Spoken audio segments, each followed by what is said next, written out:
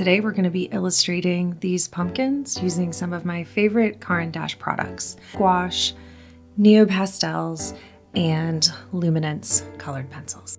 We're going to start by mixing a color for our background using primary yellow, white, and magenta. I'm going to start mixing all of these warm tones together, and I'm going to start painting the individual body of all of these pumpkins.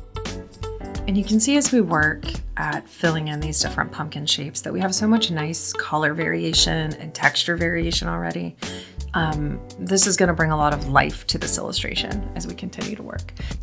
All right, so our pumpkin shapes are all painted in on our beautiful peachy pink background. Next, we're gonna go in with NeoPastels and we're gonna start adding some more color variation. I'm going to just scribble in some of these NeoPastels on top of the painted areas of the pumpkins.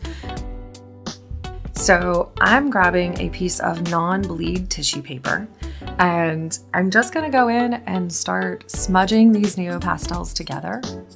For the final step, we're gonna grab a Luminance colored pencil. This one is dark sap green, and I'm gonna use this to add in the details on the pumpkins, including the stems and some definition and variation within the shape of the pumpkin itself.